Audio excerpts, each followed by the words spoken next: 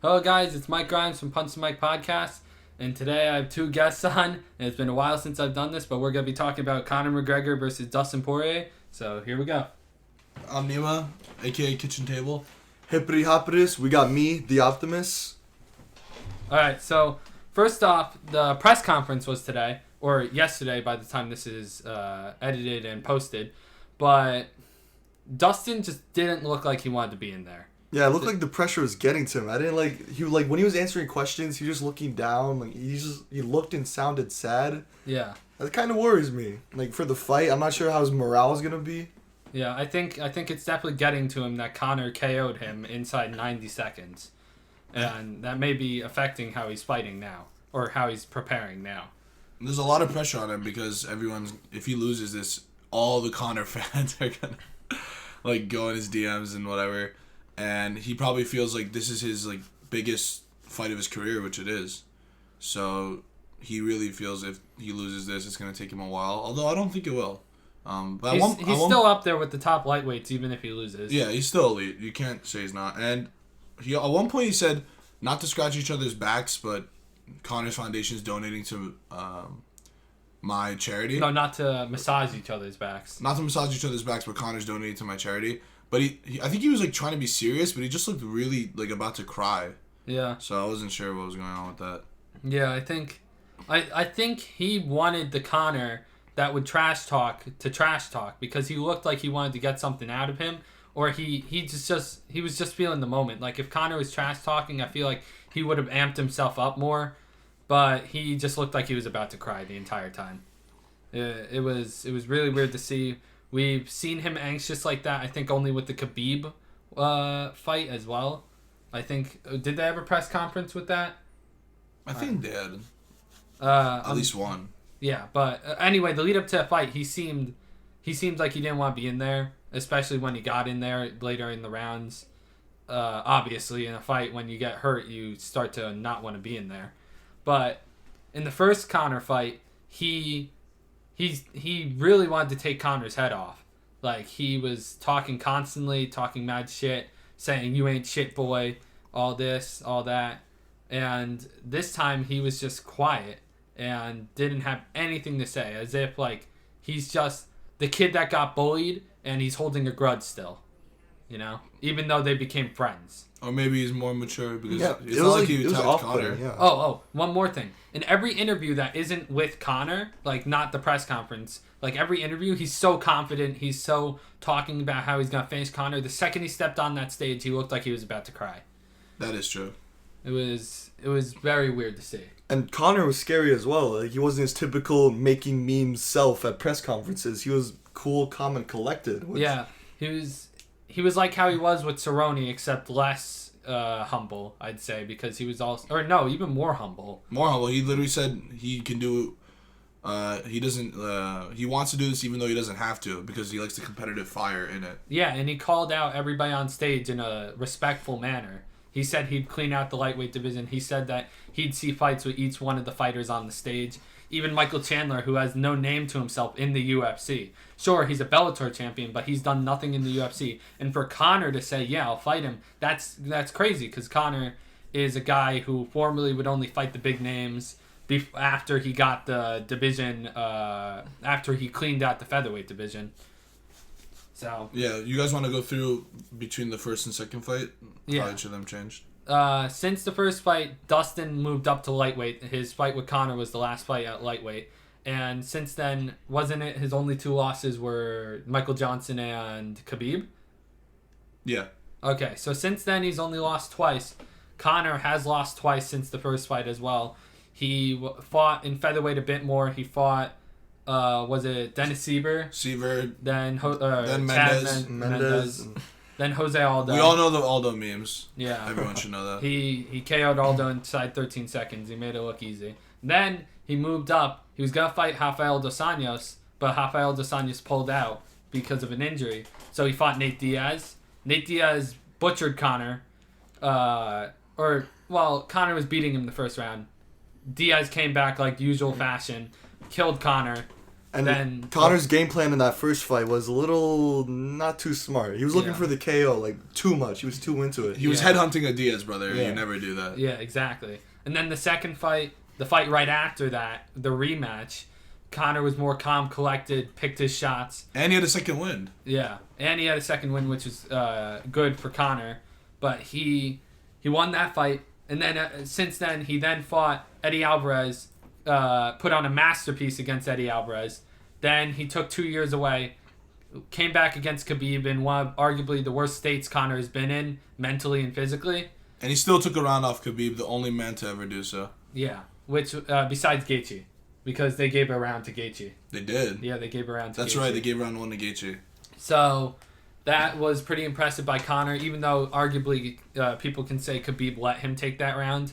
Even though Conor was gas tired in that third round, he still took a round off Khabib. Then went away for 2 years, came back January 18th, I think, of 2020, and he fought against Cowboy Cerrone, and he beat Cerrone inside 40 seconds.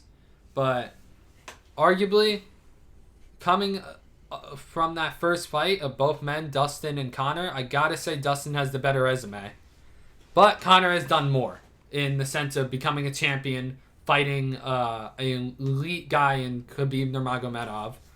But you can say Dustin has done more because Dustin has beaten more competition. He's only 10-2 in the lightweight division in the UFC. And Conor is only 1-1 in the lightweight division in the UFC. Sure, Conor made a statement at featherweight where he beat Dustin, but also that was Dustin drained. We don't know how drained he will be in this fight. His chin looks better in the lightweight division. He looks faster, looks more powerful. Just look at the Max Holloway fight. He really hurt Max Holloway many times. He's a decent grappler, too. I don't know if you guys remember the Eddie fights. In the first fight, Eddie was a little bit ragdolling him, but in the second fight, his defensive wrestling was very good, and his clinch was pretty intact, too. Yeah, with those knees on the clinch in the second fight, not the first one.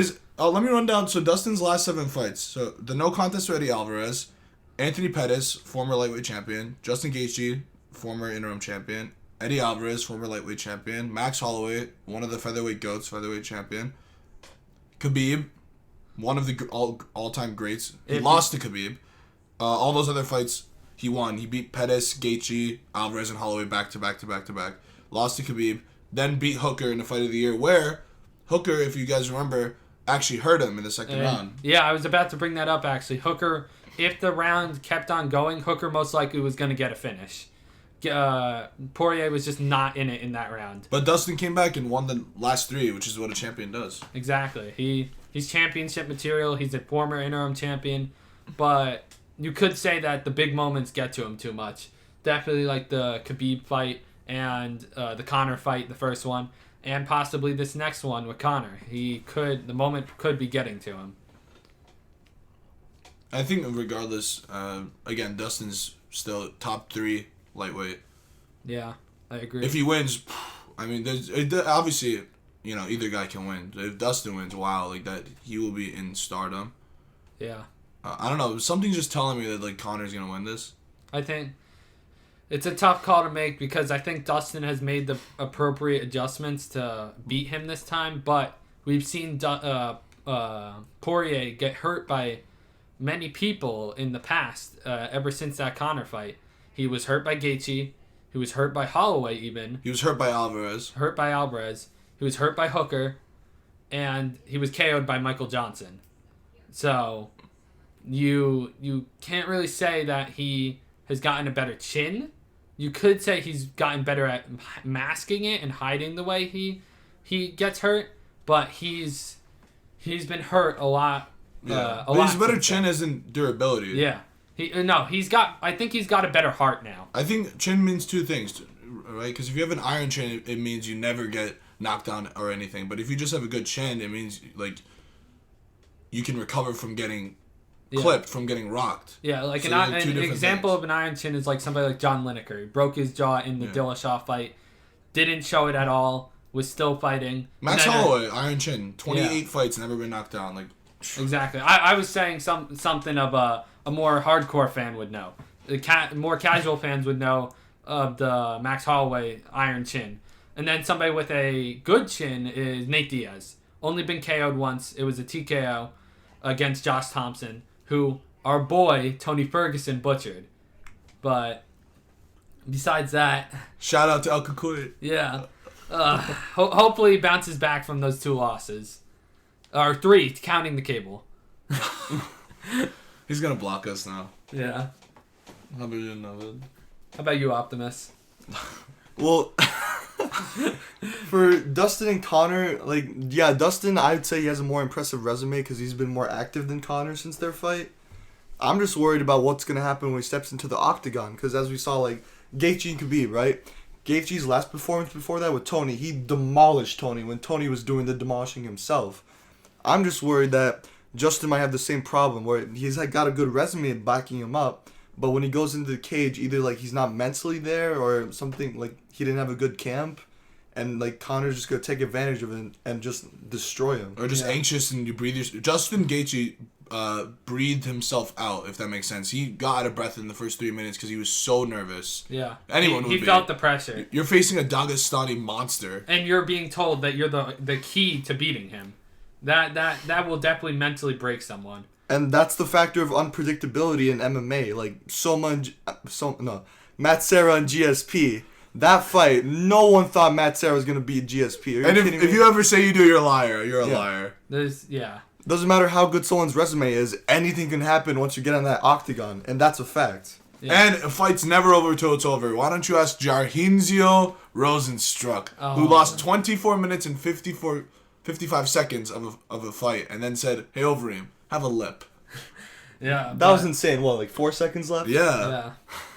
That was. Shout out to my boy Jarhinzio. We work out together. No, we don't.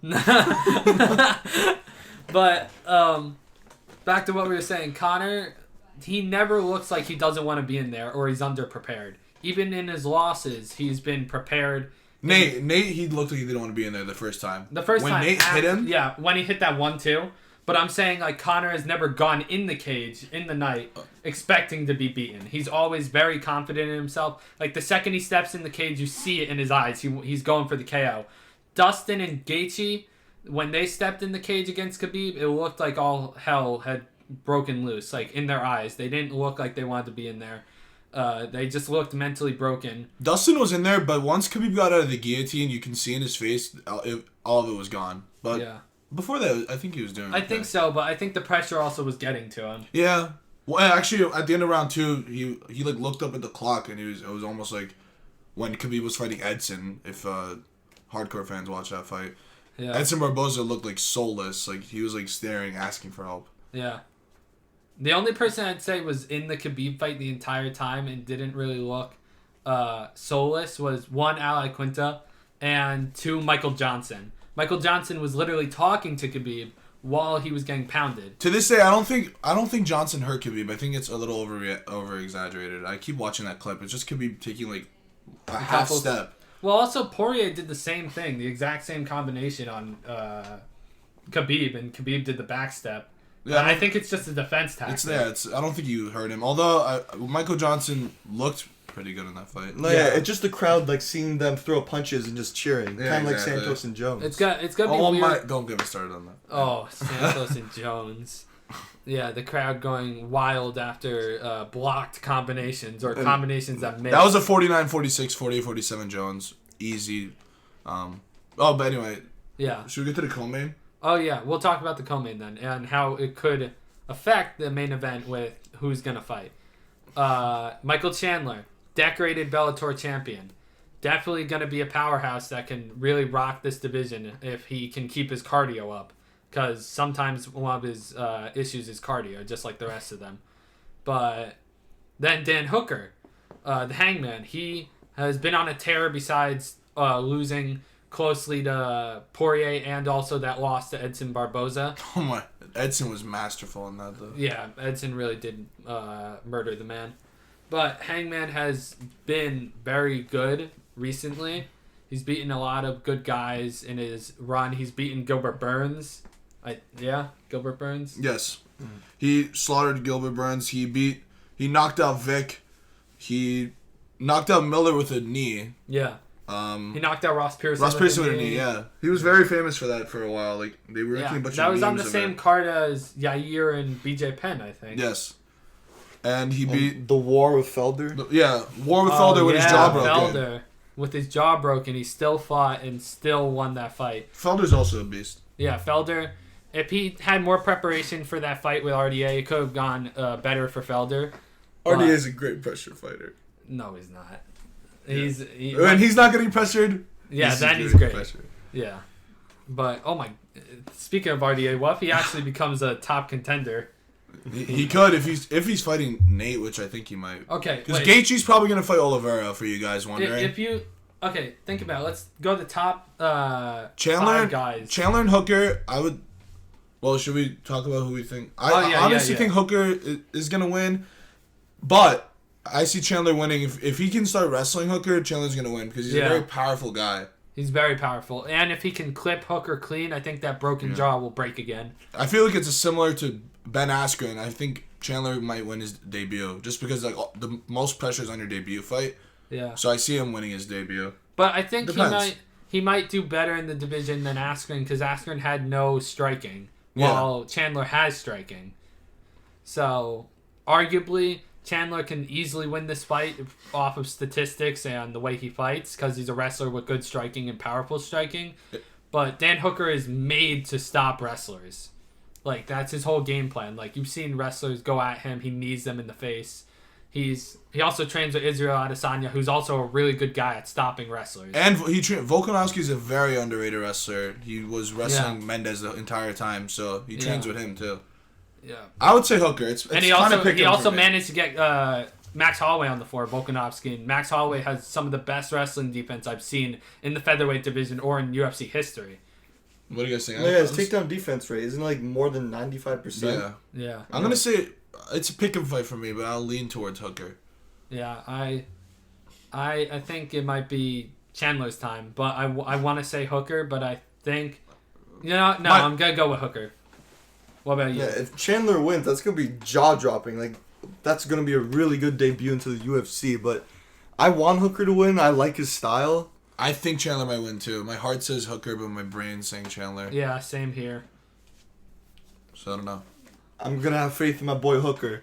Yeah, he's got this. Me too. So back to the main event. I think Conor sparks him, or it's gonna be a long, tough fight. The longer this fight goes, the more it favors Dustin. Yeah, for sure, definitely. But I think Dustin's gonna get hurt. He's gonna try to grab a hold of him and try to box his way out of it like he did against Hooker. And Conor's just going to slip those punches and just KO him with that left hand. Or he may do what he did in the first fight where he implements more kicks. But we haven't seen that much besides the Cerrone fight. Conor recently has just been all striking. Ever since his boxing fight with Mayweather, you've seen him in the Khabib fight. He didn't throw many kicks. And the kicks he did throw, he was taken down on. I think he's going to throw kicks in this fight. I think he will too. I think he's going to go back to his ways because they're ways to pressure. His kicks aren't for distance setting. They're for pushing people in the direction of the left hand. So when he kicks you, or against Mendez, it was all pressure and body kicks to take that stamina out of Mendez. But that's not going to work against Dustin. Dustin is going to be there all 5 rounds. I think this fight is going to go one of 2 ways. 1, Conor gets the KO or TKO. Or 2, Dustin gets a decision. I really don't see it ending any other way. Yeah, I see Conor winning first 2 rounds, or it's going to go to a decision. I don't really see this fight ending late, stoppage-wise. Yeah, I don't see it either. All right. Well, thanks, everybody, for listening if you got this far. Yeah, thanks for tuning in, guys. This has been fun. Yeah. Thanks for stopping by. Sorry for taking so long to make a comeback in this. Thanks for inviting us, Mikey. Of course. We're all looking forward to this. This is going to be a great fight card. Yeah, and I'll make a video responding to the fight after the fact. So anybody who's gotten this far in this video with my 30 or so subscribers, thank you for watching. And leave a comment if you want us to talk about something too. Yeah, definitely. We're going to make MMA videos on fantasy fights, anything that you want to come up with or have comments on. One of the big ones is Khabib versus GSP, what we think would happen, All right. Well, thanks everybody for watching. I'm Mike Grimes. Nima. Optimus. And have a nice day, guys.